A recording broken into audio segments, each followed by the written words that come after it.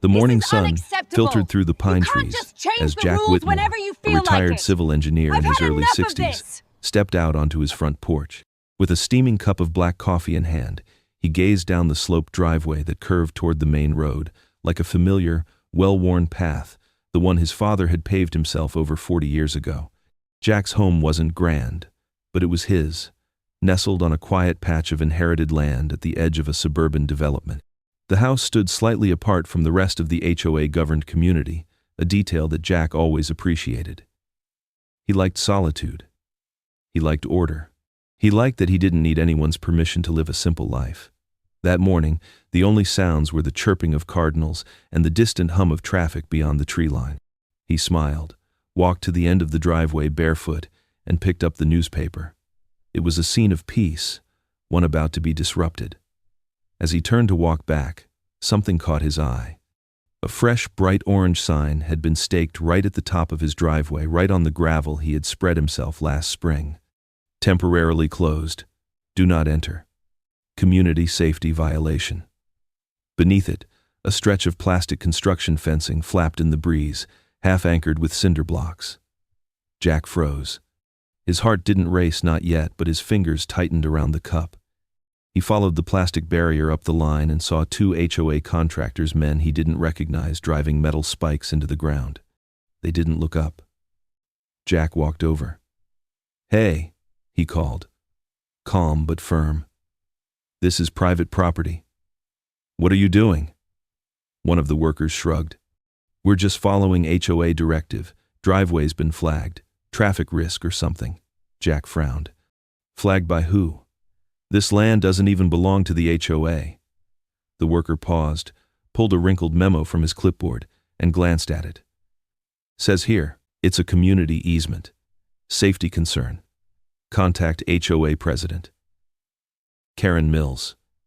Jack's eyes narrowed at the name. He knew Karen. Everyone did. He looked back at the sign, then at the workers, then at the barrier now stretching halfway across his access road. Jack didn't raise his voice. He didn't shout. But something shifted in his posture, a quiet indignation settling in his shoulders. "I suggest you stop this," he said. The worker smirked, hammer still in hand. "Sir, we're just doing our job."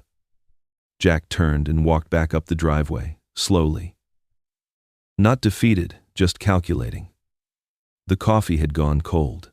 As he stepped into the house, he stared at the old photograph hanging near the door, his father, shovel in hand, standing at the base of this very driveway, grinning in sweat and dust. A storm was coming. By the time Jack arrived at the HOA community hall that evening, the parking lot was full.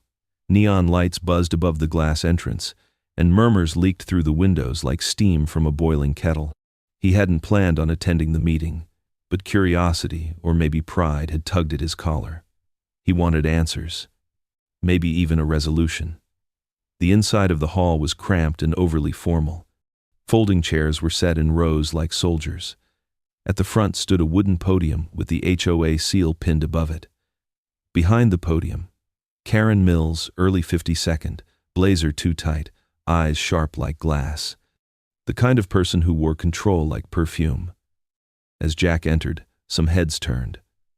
A few neighbors gave polite nods. Others looked away. Karen tapped the microphone. "Let's begin. We have a lot to cover tonight, including recent safety concerns and necessary adjustments to community infrastructure." Jack raised his hand. Karen spotted him. Her lips curled slightly, a smile that wasn't a smile. "Yes, Mr. Whitmore?" Jack stood. "Can someone explain why my driveway was closed off today? That's private property. It's not part of the HOA domain." Gasps scattered across the room. Karen's voice rose smoothly over the tension. "Mr. Whitmore, your driveway connects directly to a shared access point. That affects everyone's traffic flow. Our legal committee deemed it unsafe." Jack frowned. "That decision was made without notifying me, and it's incorrect. The land deed." Karen raised a hand. "With all due respect, Jack, your outdated paperwork is not our concern. You've been increasingly uncooperative with HOA guidelines." Someone chuckled from the crowd. Karen stepped forward. This is a community, Mr. Whitmore. We follow rules. You can't live like you're off-grid and expect no consequences. Jack looked around. His eyes landed on Mr. Hill, a quiet older man from 2 doors down. Jack once fixed his water heater for free. Mr. Hill avoided his gaze. Another neighbor, a younger woman, maybe in her 32nd, offered a faint shrug, eyes apologetic but silent. Karen leaned over the podium. We've done our part. If you choose to remain a disruption, the board has the authority to escalate further. Jack didn't speak. He didn't argue. He simply nodded once, then turned and left footsteps echoing across the tile floor, door closing behind him like a soft clap of war drums. Outside, the air was crisp. He walked slowly to his truck, paused, then didn't get in. Instead, he sat on the curb, lit a cigarette, his first in years, and stared at the asphalt. From his back pocket, he pulled out a folded photo. His father, surveying the land they once walked together. Jack whispered to the wind, "You always said they'd come for it someday."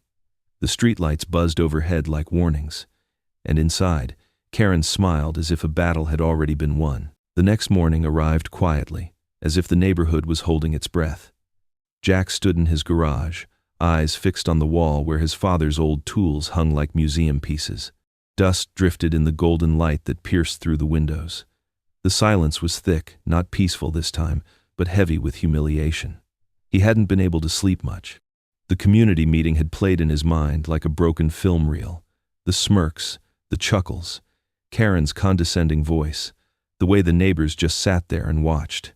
He walked over to his workbench and ran his fingers along the edge, worn and smooth from years of building things that lasted, things that mattered. He thought of the driveway, how he and his father had leveled it, mixed concrete by hand, and laid each section with care, not just for function, but pride. And now it was barricaded. The memory hit him like a wave, him as a boy, standing in that same garage, watching his father wipe sweat off his brow and say, "We build it so no one can ever take it from us." Outside, the wind shifted. Then came a noise, tires crunching gravel. Jack stepped outside and saw Karen's white BMW SUV pulling up alongside the curb. The engine purred like it belonged. She rolled the window down just enough to speak, her sunglasses perched like armor. "Good morning," she said, voice syrupy. Jack nodded silently. Karen leaned slightly out the window. "We've decided to keep the fencing in place until further review. Legal's looking into the boundaries. You'll be updated in due course." Jack remained still. "You don't have the right." Karen smiled. "Oh, Jack, it's not about rights. It's about safety and community." Her eyes narrowed. "You should try participating instead of resisting. It's not a good look, especially at your age." She revved the engine gently, then pulled away. Jack watched her taillights disappear. For the first time in years, he felt something, ancient stir inside him. Not rage, not yet, but the quiet ache of being disrespected, of being written off as someone small. He turned and saw young Mason, a neighborhood boy, maybe 11, riding his bike near the edge of Jack's property. Jack waved. Mason slowed down, hesitated, then said, "My dad says you're causing trouble." Jack knelt. "Do you think I'm causing trouble?" Mason looked down. "I don't know. You helped us fix the porch light." Jack smiled faintly. "Sometimes standing up for yourself looks like trouble to people who don't understand." Mason nodded but clearly didn't fully get it. He pedaled away, leaving Jack alone again. Jack turned back to the garage. His eyes landed on an old wooden crate in the corner, half covered in a tarp. He hadn't opened it in years. He walked over, lifted the tarp, and pried it open. Inside, old land deeds, maps, his father's meticulous records, everything down to GPS coordinates and boundary drawings drawn in pen, yellowed but intact. And buried beneath it all, a small plaque that read, "Whitmore Drive, established 1983, private property." Jack held it in his hands like a sword returned to a fallen warrior. He didn't smile. Not yet. But the fight had just found its first weapon. Rain tapped gently against the garage roof that night. Jack sat in a folding chair, the kind you'd find at a picnic, surrounded by old land records, surveyors' maps, and yellowed notebooks stacked like a silent army. A single bare bulb swung overhead, casting long shadows across the concrete floor. The smell of mildew and machine oil hung in the air. He hadn't moved for over an hour. His hands rested on his knees, but his mind was adrift in a memory. Years ago, Jack was a teenager again, standing beside his father under a burning summer Sunday. The old man, wiry and tan from years in the field, held a rusted compass in one hand and pointed toward the tree line with the other. "This here's our spine," his father had said, tapping the gravel road with his boot. "They'll build fences and rules all around you one day. But this strip of land? This is where we stand." Back in the present, Jack blinked slowly, dragged out of the memory by the distant roll of thunder. He reached for one of the maps hand-drawn with ink, the boundaries traced in red like battle lines. His father had even included soil quality, drainage notes, and exact footage from the county line. A civil engineer before him, the man was meticulous. It wasn't just a road, it was a legacy. Jack flipped through an old binder and found the deed clear, notarized, dated. The driveway, from end to end, was fully his. It was never part of the HOA. Not legally, not ethically, not spiritually. He let out a slow breath and whispered, "They don't know who they're messing with." Outside, a car passed. Its headlights threw a sharp streak of white across the walls before vanishing into darkness. The house creaked. Somewhere in the distance, a dog barked. Jack leaned back and stared at the ceiling. He thought about Karen, her voice, her arrogance. He thought about the neighbors, those who laughed, and those who looked away. He wondered when neighbors stopped meaning friend. He thought about his father again, the way he had handled conflict. Quiet but firm. Always patient. Until patience ran out. Jack's eyes landed on the plaque. Whitmore Drive, Est, 1983. He set it upright on the bench and lit a small lantern next to it. He spoke aloud, but only to himself. "They took away my way out, so maybe it's time I make them pay their way in." The wind picked up. The fence outside rattled faintly like bones in a closet. Jack didn't sleep that night. Not out of fear, but out of focus. The planning had begun. He opened a weathered leather notebook and scribbled 2 words at the top of a blank page. Next move. Then he drew a small box underneath. Legal first. Then iron. The next day arrived gray and cold, a sky heavy with storm clouds and unresolved tension. Jack drove to the county records office, a manila folder clutched in his hand like a weapon. The woman behind the counter, glasses perched on the tip of her nose, greeted him with polite disinterest. "I need to verify property lines," Jack said, placing the documents on the counter. "Driveway boundaries, historical surveys, everything tied to this parcel." She raised an eyebrow, leafed through the yellowed paperwork, and pointed to a form. "Fill this out. Might take a few days."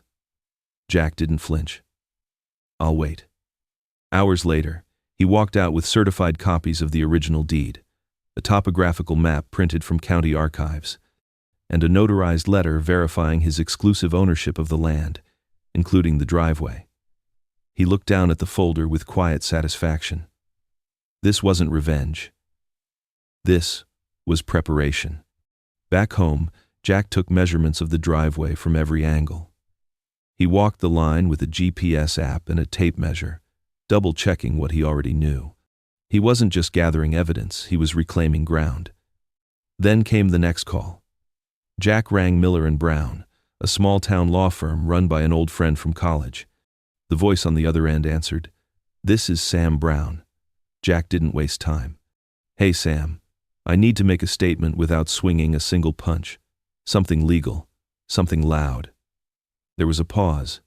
Then Sam chuckled. "That sounds like you. Send everything over. I'll call you tomorrow." That evening, Jack stood at the edge of his property again. The concrete wall the HOA had poured now fully sealed off his driveway. Smooth, freshly dried, impassable. The kind of thing you'd see behind government buildings, not on a man's own land. He ran his fingers across it. Cold. Final. A neighbor across the street, Dan, A dad of 3 waved awkwardly, then retreated into his house. No one wanted to get involved. Jack just stared at the wall. Then he smiled. Not wide, just enough. He pulled out a small sketch from his back pocket, a drawing he made the night before. At the center, a black iron gate with a sign above it. 3 words, "Private Toll Road." He whispered to himself, "If they want to cross my line, they'll pay for it." Back in his garage, Jack gathered tools. Old ones, rusted but strong. A welder's mask, drill press, post hole digger. He dusted off a box of security cameras, motion sensors, and an old license plate scanner he had used for a home project years ago. He began sketching the layout on a whiteboard. Automatic gate. Toll box with QR code. License tracking. Legal signage. Surveillance coverage. It didn't have to be high-tech. It just had to be real and bulletproof.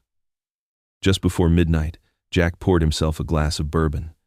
He sat outside under the stars and stared at the blockade. The wind howled through the trees like a warning. Jack took a sip, then raised his glass. "To my old man, you built the road. I'll make sure they remember it." By sunrise, the block had a new sound. The grind of metal, the hum of a welder's torch, the thud of posts being driven deep into the soil. Jack was already at work. He wore an old leather apron, gloves blackened with soot, and protective goggles that glinted in the morning light. Sparks flew like fireflies around him as he welded together the iron gate frame piece by piece. It was slow, heavy work, but purposeful. Every bolt tightened was a statement. Behind him, leaning against the garage wall, stood a wooden post with a sign already painted in bold white letters. "Private road, toll required." A second sign, smaller, lay waiting. "Trespassers will be billed." Later that afternoon, as Jack hoisted the iron gate into place, a car screeched to a stop at the curb. Dust lifted around it like a curtain of tension. Karen. She stepped out in a fitted blazer and kitten heels, her expression flickering between amusement and offense. Her smartphone was already recording. "What is this?" she barked. Jack didn't answer. He kept working, tightening a hinge on the gate. Karen marched closer, heels tapping angrily. "You can't just build a toll gate in a residential area. This is harassment." Jack finally turned. Calm. Centered. "This is my land," he said, "and this is my driveway." Karen scoffed. "That road connects to community access. It falls under HOA jurisdiction." Jack wiped his hands with a rag and pulled a folder from his tool chest. He handed it to her. "Certified copy of my deed, updated survey, county verification, legal consultation. Everything's in there." Karen flipped through it, the color slowly draining from her face. Jack leaned in slightly. "You poured concrete on my property. You blocked my access. You ignored my requests. Now I'm charging rent." She laughed, but it was brittle. "You're bluffing." Jack pointed to the cameras mounted on the fence. "Those record every license plate that enters. Starting tomorrow, HOA vehicles get billed $3 per entry." Karen's jaw clenched. "You'll hear from our lawyers." Jack nodded. "I look forward to it." That night, Jack finished bolting the final piece, the toll box. A solar panel powered a small LED sign that now blinked at the top of the gate. $3 per vehicle. No exceptions. He set up the QR code for payment, linked it to a dedicated account, and ran a test. Everything worked. The cameras triggered. The license plate scanner recorded. Jack stepped back, admiring the gate not just as a structure, but a line in the sand. Inside, his phone buzzed. It was Sam Brown, his lawyer. Text message. "Paperwork's airtight. You're protected. Let the games begin." Jack smiled to himself. He poured a second glass of bourbon and stood in silence. Across the street, porch lights flicked on one by one. Curtains shifted. People were watching. He didn't care anymore. Tomorrow they'd understand. This wasn't defiance. This was discipline. Morning light crept over the rooftops, casting golden rays across Jack's driveway, now transformed into something out of a municipal checkpoint. A black iron gate. Bold white signage. Surveillance cameras blinking silently, and a small, discreet toll box affixed to a post near the entry. Jack sipped his coffee from the porch as the first car approached. It was a familiar blue sedan. Greg Thomas, an HOA board member. Jack had helped him fix a leaky pipe just last winter. Greg slowed down at the gate, confused. Then, reading the signs, his expression turned sour. He honked once. Jack stood up, walked slowly down to the gate, and gestured to the payment instructions. "You're kidding me," Greg said through his open window. Jack remained calm. "The signs are clear. I'm with the HOA." "I know," Jack replied. "That's why it's $3. Greg sputtered. "I'm not paying to drive through a neighborhood." Jack didn't budge. "You're paying to use my land. That concrete wall your team poured, that started this." Greg muttered something under his breath, threw the car into reverse, and drove off down the block. Jack turned around and smiled slightly. The toll system was working. By noon, the first HOA bill had been sent a digital invoice itemizing 6 vehicles and 18 total entries. Each entry matched a timestamp and a license plate. Every image was high definition. Sam Brown called and laughed on the phone. "This is the most satisfying thing I've seen all year." "I'm just enforcing my property rights," Jack said dryly. Sam chuckled. "Well, Karen's going to pop a blood vessel." And she nearly did. By evening, Karen stormed the gate again, this time with a clipboard and a neck scarf that flapped in the wind like a general's banner. "This ends now, Jack," she shouted. "You've turned a peaceful community into a circus." Jack didn't flinch. "I didn't pour concrete on someone else's land. You're holding the HOA hostage with a private toll gate. I'm protecting my access. That's not extortion. It's logistics." She pushed a legal document through the bars. "Cease and desist." Jack scanned it. Unsigned. No court stamp. "It's a warning." "Duly noted," he said, folding it neatly and placing it on top of the toll box. Karen's voice wavered. "This will escalate." Jack nodded. "That's up to you." That night, someone tried to tamper with the gate. Jack was prepared. An alarm went off. The camera captured a figure hoodie, gloves attempting to cut the chain. The video was crystal clear. Jack emailed the footage to the HOA's general inbox with a single line. "Attempted vandalism. File, report, or I will." The next day, a letter arrived from the city zoning office, a quiet confirmation of property lines, triggered by Jack's legal inquiry days earlier. Stamped, verified, filed. The message was unmistakable. The road is yours. So are the rights. Jack placed the letter in a plastic sleeve and mounted it next to the toll box. The gate didn't just stand for defiance anymore. It stood for proof. Jack sat in his garage again, but this time not to reflect, he was planning. Blueprints of the neighborhood lay across the workbench, marked with colored tabs, property lines, public easements, surveillance coverage, and even traffic flow patterns from the past week. He wasn't just fighting back, he was building a case. At the center of the table sat a folder labeled HOA Incidents. Evidence. Inside were neatly arranged time-stamped footage of HOA members crossing his property, photos of the unauthorized wall installation, emails from the city verifying ownership, Karen's unsigned cease and desist letter, the security footage of the fourth and failed gate tampering. Jack looked over the materials and muttered, "This isn't just personal anymore. This is legal war." He met Sam Brown the next morning at the attorney's office. The two old friends sat in a quiet conference room, sunlight pouring in through the blinds. Sam leaned back, reviewing the binder Jack brought. "You've got enough to sue for property interference, trespass, and damages," he said. "They're on thin ice." Jack nodded. "But I don't want to destroy them. Just stop them, and make sure they never try this again." Sam grinned. "So, we hit them where it hurts." Public perception. That weekend, Jack filed a formal civil claim against the HOA for unauthorized construction on private property and unlawful obstruction. But he didn't stop there. He also submitted a public record request for HOA financials, particularly expenditures related to community modifications. If they had used HOA funds to build the illegal blockade, they'd be accountable not just to Jack but to every resident. And Jack had another move in mind. He called a local news station. The segment aired 2 days later. Retired engineer erects toll gate after HOA blocks his driveway.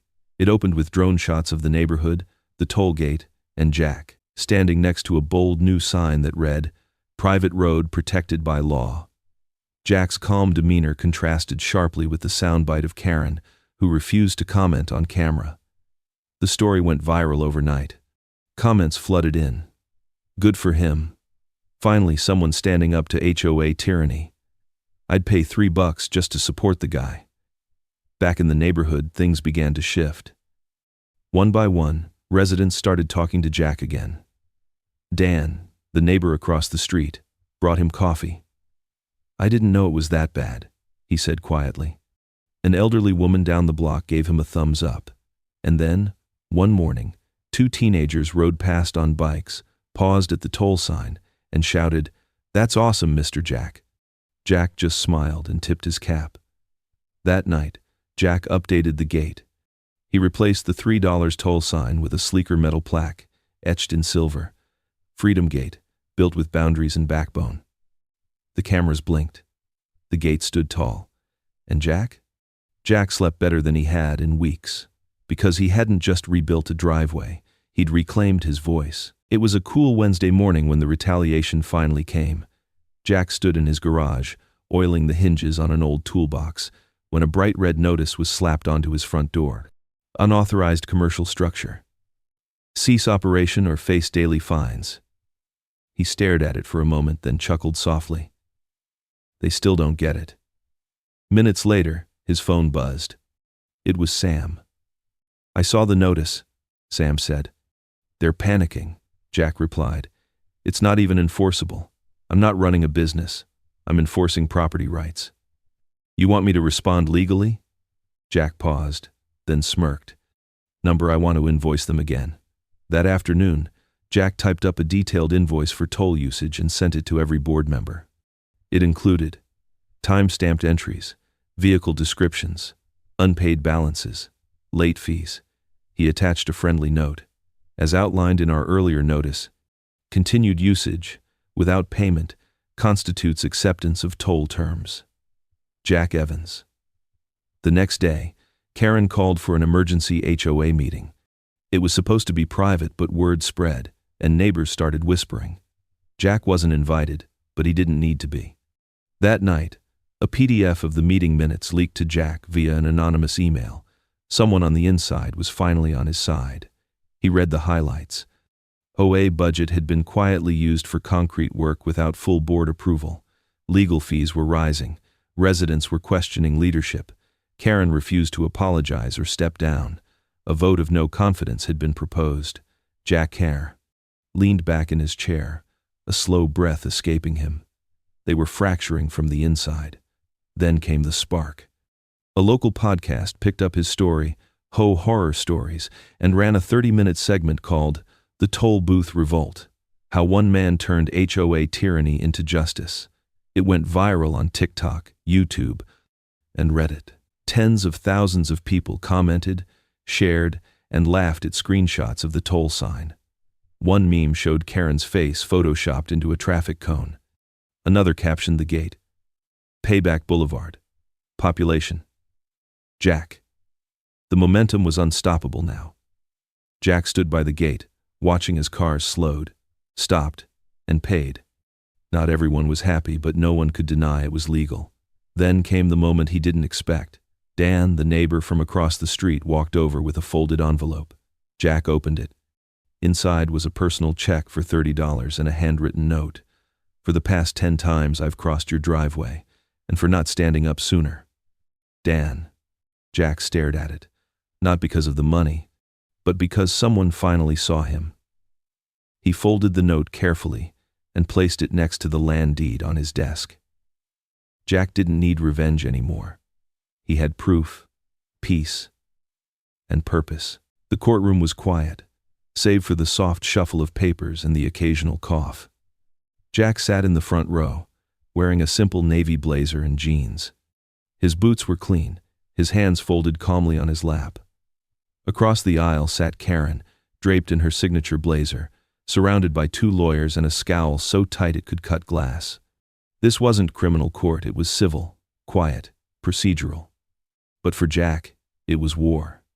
The judge, a woman in her 50s with a no-nonsense tone, flipped through the case files. Jack's claim was clear: unlawful obstruction of property, interference with access, and reputational damage from public HOA accusations. Karen's counterclaim was messier, that Jack's tollgate violated HOA harmony and was disruptive to community values. The judge raised an eyebrow. "Miss Halbrook," she said to Karen, "did you obtain written authorization from the city to pour concrete on Mr. Evans's land?" Karen shifted uncomfortably. "We believed it was under shared easement." Jack's attorney, Sam, stood. "We've submitted updated surveys and deed documents verified by the county. The land is indisputably his." The judge nodded, marking something down. When Jack was asked to speak, he kept it simple. "My father built that road with his own hands," he said quietly. "It connects my home to the world. They didn't ask, they just cut me off." A pause. "I wasn't trying to fight. I was trying to protect what was mine." The courtroom was still. Then, as if fate couldn't resist adding one final twist, a witness was called, one Jack hadn't expected. Dan, the neighbor. He took the stand with a nervous glance toward Karen. I used to think Jack was being difficult," Dan began. "But he helped me fix a plumbing disaster last year. Didn't charge a thing. Then this happened." He looked down. "I never thought about whose land that driveway really was. I just followed whatever the HOA said." He looked back at Jack. "But Jack was right. And we were wrong." Karen stared daggers at him. When the judge adjourned for a brief recess, Jack stepped into the hallway and exhaled deeply. Sam gave him a look. "That went well." Jack half smiled. "Feels weird, being the reasonable one." Sam laughed. "You're the most terrifying reasonable man I've ever met." Later that afternoon, the ruling came down. The judge's voice was firm. "The court finds in favor of Mr. Jack Evans. The HOA's actions were found to be excessive and without legal justification. Damages awarded for obstruction and legal costs. Mr. Evans is also within his rights to control access through his private driveway." Karen sat frozen. The board members around her quietly closed their folders. Jack didn't cheer. He didn't smirk. He just closed his eyes for a moment, remembering his father's voice, his hand on that first wooden post decades ago. "What you build with pride, you protect with principle." As Jack walked out of the courtroom, reporters waited. "Mr. Evans, how do you feel?" He stopped, looked at the cameras and said, "Grateful." And finally heard, 2 weeks after the verdict, Jack received a thick envelope in the mail. Inside, a formal letter of apology from the HOA board. A notice of resignation from Karen Halbrook, effective immediately. And a signed settlement check covering damages and legal fees. Jack didn't smile. He felt something deeper, a quiet, hard-won peace. But peace didn't mean forgetting. The gate still stood, but the toll was gone. Jack had removed the box the morning after the ruling, not because they won, but because he no longer needed it. In its place, a new plaque hung on the gate, Freedom Gate, built with boundaries and backbone, in memory of Thomas Evans, who believed in land, law, and legacy. Neighbors began using the driveway again slowly, cautiously. And Jack? He watched from the porch, coffee in hand, same as always. That Sunday, a neighborhood barbecue was held at the community park. For the first time in years, Jack was invited. He almost didn't go, but Sam convinced him. "You fought the good fight, Jack. Now go show them the kind of man who built that road." At the event, people greeted him with quiet respect. A few nods, some handshakes. even hugs from folks he didn't expect. Dan approached with 2 beers. "One for the present," he said, handing it to Jack. "And one for the guy I should have stood up for months ago." Jack clinked bottles with him. "No hard feelings," he replied. "Just firm boundaries." They laughed. Later, a group of kids was playing by the picnic tables. One little boy with wide eyes and a toy dump truck came over to Jack. "Mister," he asked, "is it true you made them pay to drive on your road?" Jack knelt down. "It's true." The boy grinned. "That's awesome. My dad said you beat the mean rule lady." Jack smiled. "I didn't beat her. I stood my ground." The boy blinked. "What's that mean?" Jack placed a hand on the boy's shoulder. "It means if you don't protect what's yours, someone else will take it. And sometimes the fight is quiet. But the stand? It echoes." That night, Jack walked his property, listening to the wind rustle the leaves along the road his father once carved from dirt and gravel. He stopped at the gate one last time, running his fingers along the metal. No toll box, no lock, just a man, standing in the place he fought to keep whole. The streetlights flickered on behind him. Freedom Gate shimmered in the dusk. Months had passed. The seasons changed. The once tense streets of Jack's neighborhood now hummed with quiet respect. No more anonymous notices, no more threats. Just neighborly nods and the occasional fresh pie left on Jack's porch without a word. Karen Halbrook had moved out. No farewell, no parade, just silence and a "for sale" sign that stayed up longer than anyone expected. The HOA board was restructured. This time, residents actually voted. And for the first time in years, they asked Jack if he wanted to serve. He politely declined. "I already built my legacy," he said. "Now it's your turn to protect it." Inside his garage, Jack had transformed a dusty corner into a small museum of memory. A framed copy of the deed, the original land survey, a rusted wrench once held by his father, and the final toll invoice, now a laminated joke among neighbors. Above it all hung a photo of his dad in uniform, standing beside a dirt path that would one day become a driveway. Jack whispered, "I did it, Dad." On his porch, Jack kept a wooden bench facing the road. Every afternoon, he sat there, watching the world roll by, quiet and content. One day, a young woman in uniform stopped in front of the gate. She was in her early 20s, army fatigues, a duffel bag slung over her shoulder. Lost. She looked at the sign, then at Jack. "Excuse me, sir. Is this Freedom Gate?" Jack stood up and walked to meet her. "It is. You just passed it." She looked confused. I read about it. Online. I thought it was a metaphor." Jack smiled warmly. "It was, until someone tried to take it from me."